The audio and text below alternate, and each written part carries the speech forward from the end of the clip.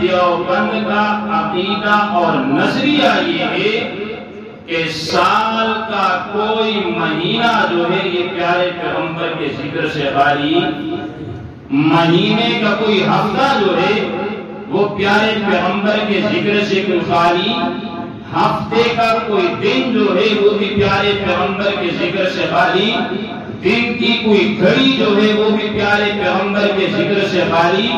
گھڑی کا کوئی لمحہ جو ہے وہ بھی پیارے پیغمبر کے ذکر سے خالی نہیں ہے۔ زمین کی پستیاں ہو وہاں بھی محمد الرسول اللہ کا ذکر ہوتا ہے، آسمان کی بلندیاں ہو وہاں بھی محمد الرسول اللہ کا ذکر ہوتا ہے،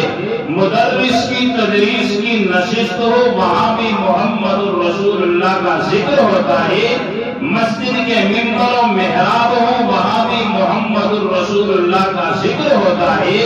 مؤذن کی آذان ہو وہاں بھی محمد الرسول اللہ کا ذکر ہوتا ہے،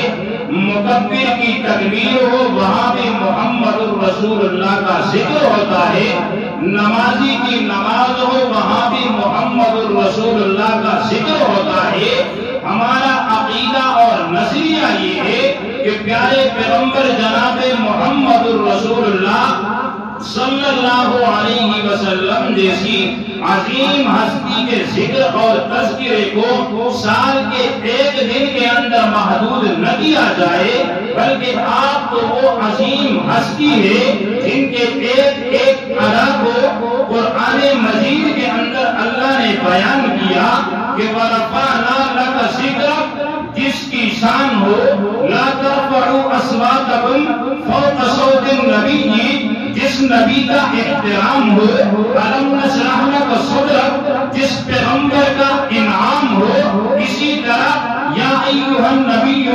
یا ایھا الرسول یا ایھا المزمل یا ایھا المدثر، جس نبی کا خطاب ہو، کبھی اللہ رب العزت وَلَسَوْفَ يُعْطِيكَ رَبُّكَ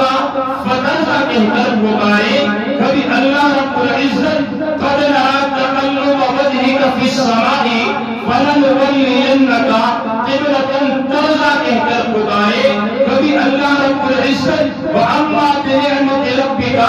فَحَدِّثْ کہہ کر پکارے، کبھی اللہ رب العزت وَإِنَّكَ لَعَلَىٰ خُلُقٍ عَظِيمٍ کہہ کر پکارے۔ تو ایسے بے مثال اور لاجواب انسان کے ذکر سے کائنات کا ایک لمحہ بھی خالی بولے